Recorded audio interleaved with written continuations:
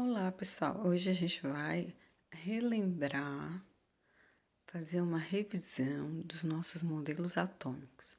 A gente sabe que muitos gregos estudaram,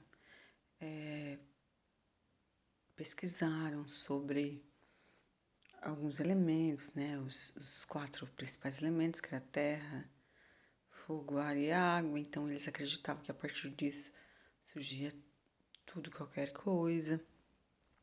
Mas a gente sabe também que foi a partir de Demócrito e Leucipo, em 5 a.C., que eles nos disseram, né, que a matéria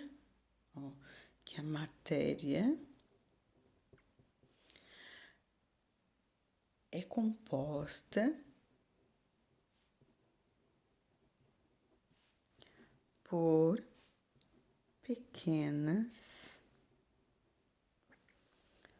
partículas.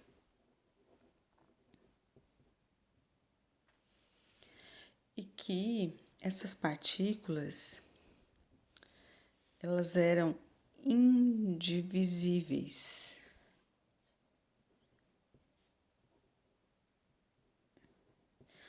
E que eles chamaram de, né, átomo.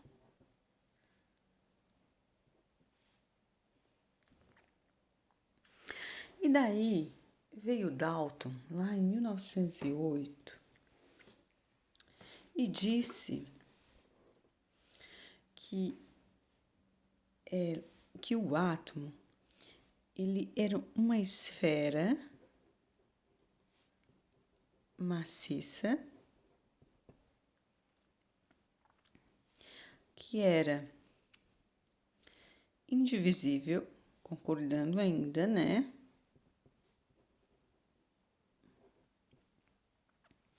E que era também indestrutível. E esse modelo ficou conhecido como que tipo de modelo, né? Ficou conhecido como modelo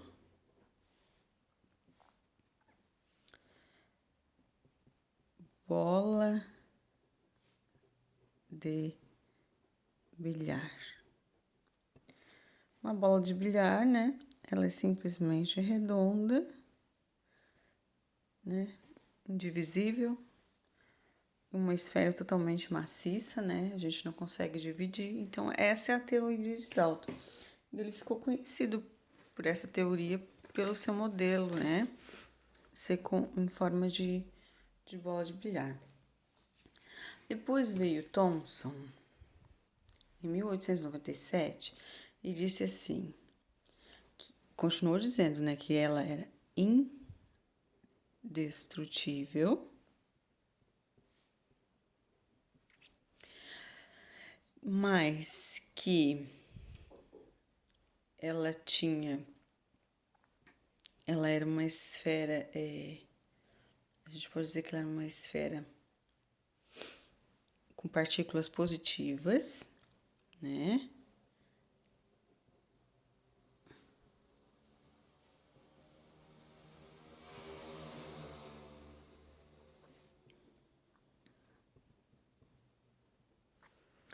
E também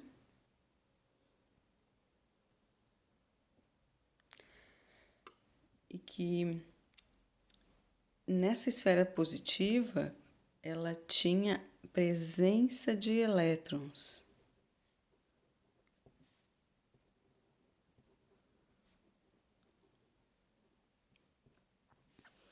E tudo isso ficou conhecido como modelo pudim de passas.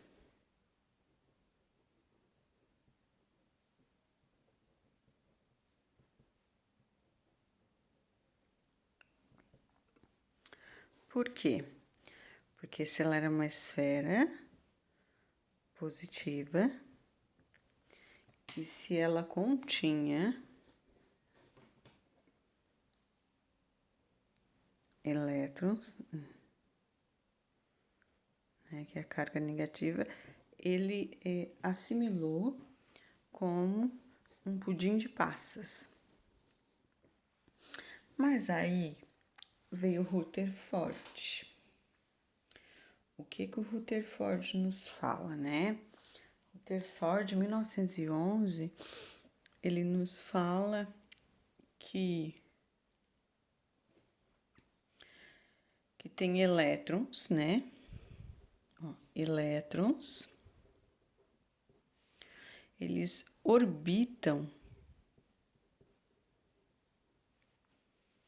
o núcleo atômico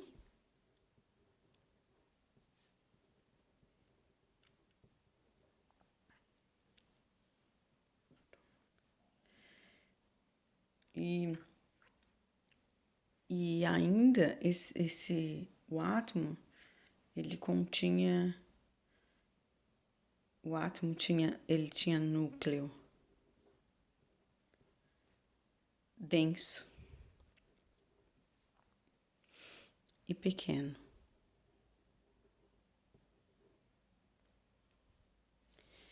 E ele continha espaços vazios.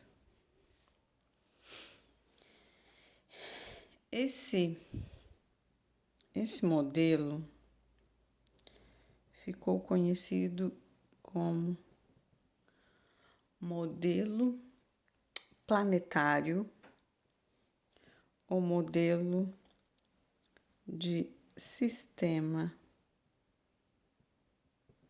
solar. Por quê? Porque é aquele modelo, né, que a gente vê em que o átomo ele é assim, ó. E daí esses elétrons ficam aqui fora, ó, rodando. E tem os espaços vazios. Em 1913, veio Bohr, né, e disse que meu átomo ele continha, né, níveis de energia, ele tinha orbitais estacionárias,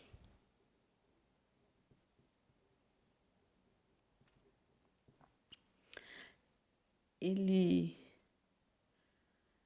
tinha uma maior distância entre o núcleo, a maior distância do núcleo representava a maior energia, né? Maior distância do núcleo quer dizer que tinha maior energia. Conhecido como modelo nuclear. Por quê? Porque ele dizia que aqui estava o átomo e aqui ao redor, ó, estavam os elétrons, ó. Então, quanto mais para fora, maior era a energia. Então, mas o que Summerfield em 1916 falou, né? Que o modelo ele girava em forma elíptica, né? Em ópticas elípticas.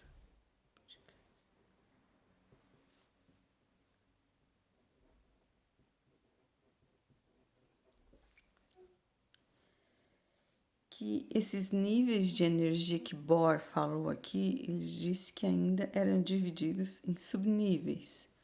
Os níveis possuíam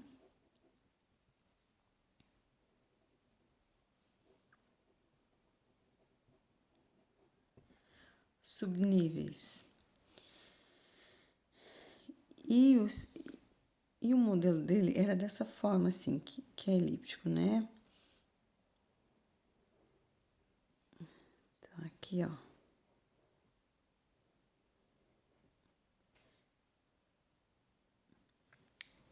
Então, o nível tinha os seus subníveis. E o modelo atual? Como é que a gente chegou nesse modelo atual? Como é que se deu, né? Porque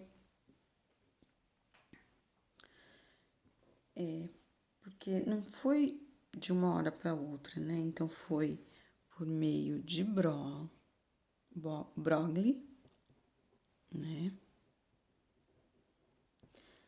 Todos eles tiveram um percentual na descoberta dos modelos, mas o que se constituiu foi a partir de Sommerfeld. Então, Broglie, em 1923, ele diz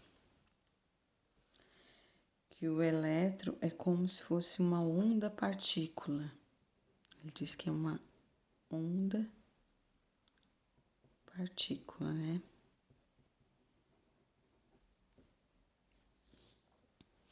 Daí veio Schrödinger,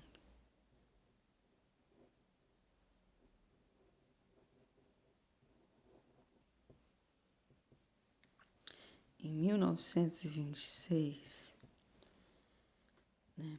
E determina a posição dos elétrons utilizando o cálculo, né? Ele, ó, determina, ele diz que é possível, né?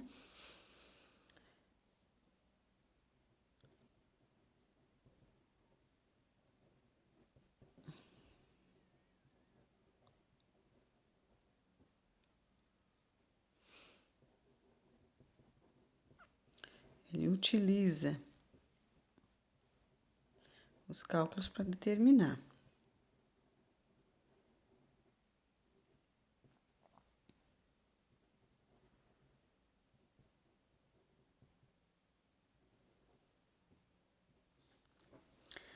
Daí, Heisenberg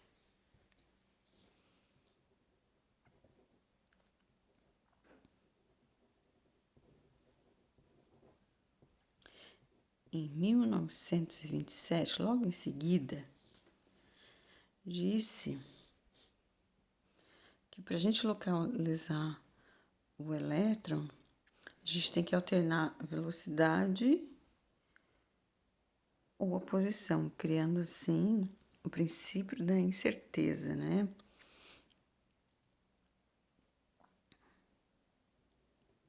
Alternar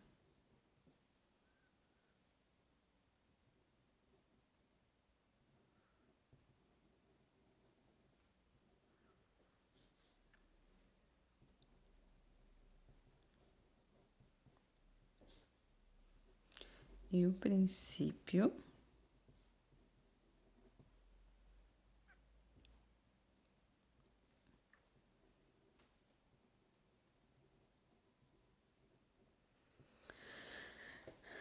daí veio Chadwick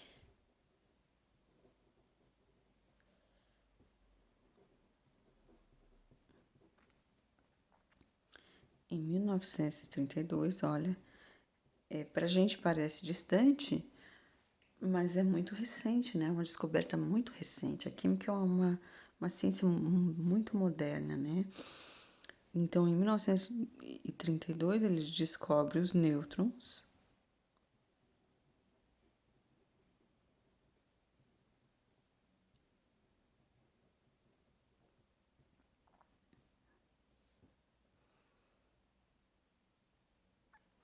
E ele diz que o núcleo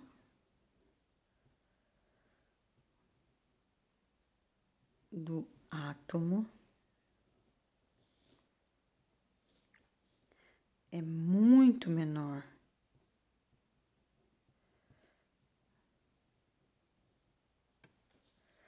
que a eletrosfera, né?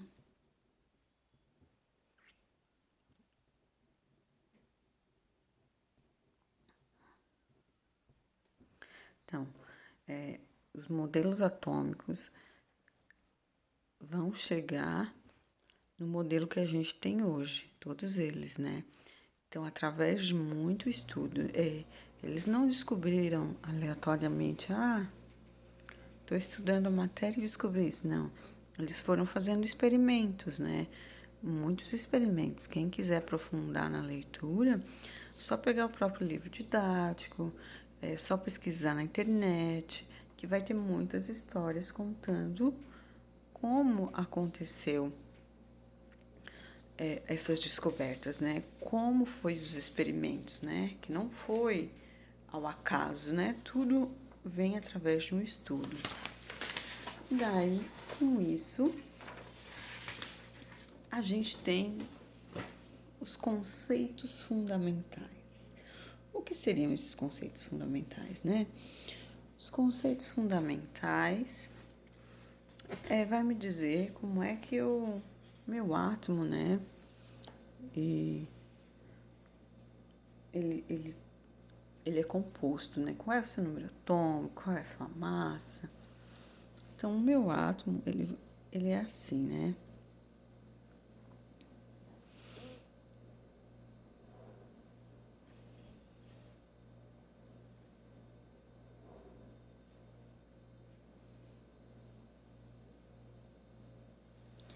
O que ele me diz? Diz que isso aqui ele é o meu núcleo. E esse núcleo é constituído por prótons e nêutrons, né? Ele me disse que aqui eu tenho a eletrosfera. E a minha eletrosfera, eu vou encontrar os elétrons, que a gente simboliza assim, P e N.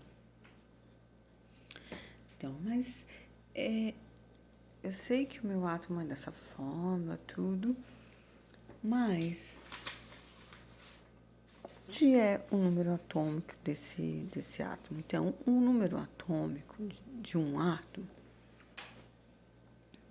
ele se dá pelo elemento químico, né? Então, são vários elementos químicos que se calcula a massa e o número atômico. E como é que a gente faz? Vamos fazer simbolicamente.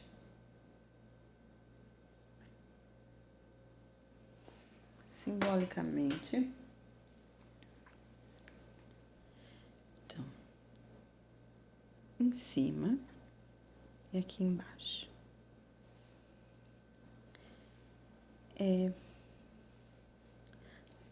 Vamos começar pela parte de baixo, né? Vamos descrever a parte de baixo. O que constitui, né, cada coisa, o que é cada coisa, certo?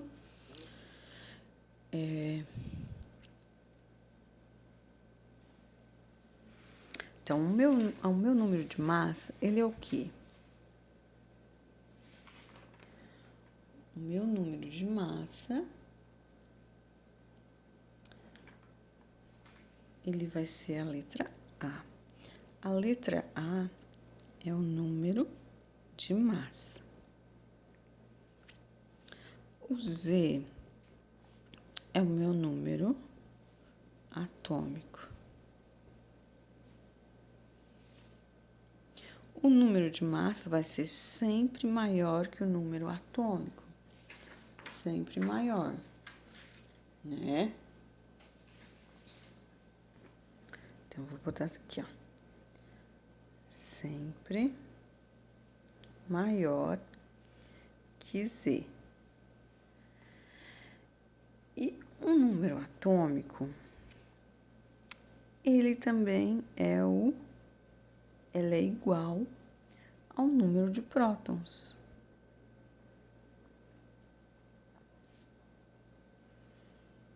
que eu chamei de P, né?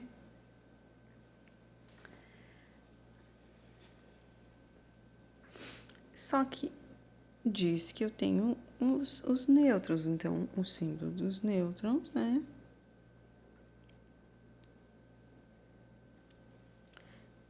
O E de elétrons, certo? E se eu quiser calcular, como é que eu vou calcular para descobrir a massa, descobrir o número atômico dos meus elementos? Então, eu posso utilizar da seguinte fórmula.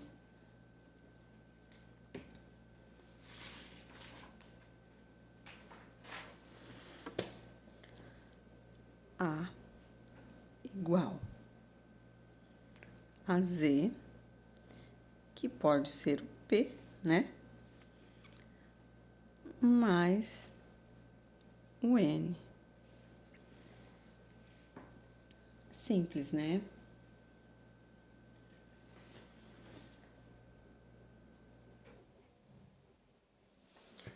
E essa fórmula eu posso trabalhar para calcular tanto o número de nêutrons, quanto o número de prótons, o número atômico, quanto a minha massa. Mas eu tenho que ficar bem ligado, por quê? Porque se eu tiver um número neutro, um átomo neutro, né? O número,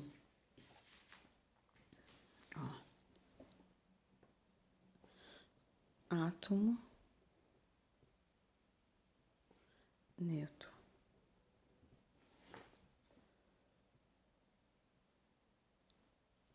O Z é igual ao P, que é igual ao E. Se eu tiver um íon,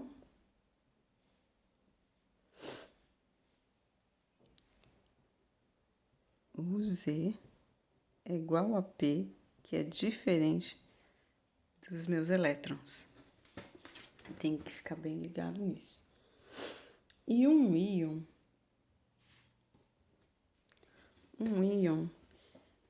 o íon, ele pode ser cátion ou ânion.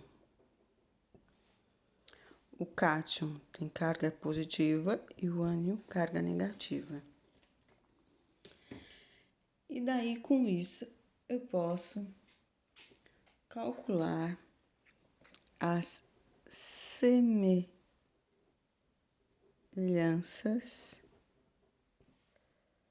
atômicas. O que é uma semelhança atômica? Por exemplo, os isótopos. Os isótopos, ele tem o mesmo número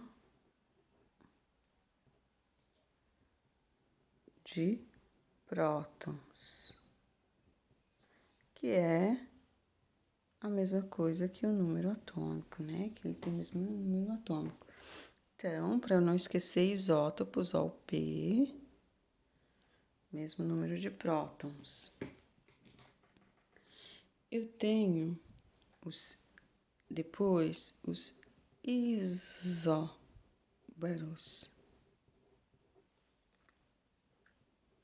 Isóbaros, ele tem o mesmo número de massa.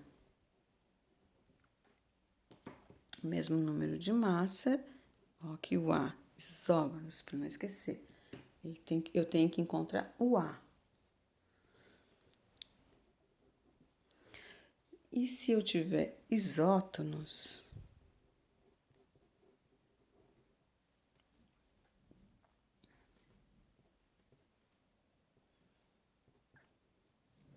eu tenho o mesmo número de nêutrons.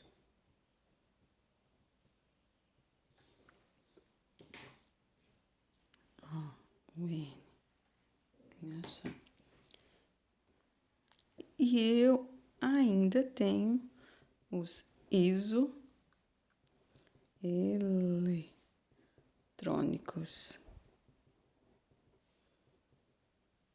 que são constituídos de cátion e de ânion, e que eles vão apresentam, né, mesmo número de elétrons. Então, eu tenho que lembrar, por exemplo para esse aqui, né, para os iseletrônicos. Se eu tenho X, 12, 2 mais, eu tenho Y, 7, 3 menos, eu tenho que fazer um cálculo. Porque aqui eu vou diminuir desse número aqui. Então, ó, quando é positivo, a gente subtrai. Então, vai ficar 12 menos o 2, que eu tenho 10, certo? Esse aqui, quando é negativo, a gente soma. Então, aqui, 7 mais 3 é igual a 10. Então, esses elementos são isoeletrônicos, correto? O restante é só a gente utilizar a fórmula para calcular, certo? Espero que vocês tenham lembrado da matéria, que eu vou dar uma revisãozinha, os exercícios de revisão, e até a próxima.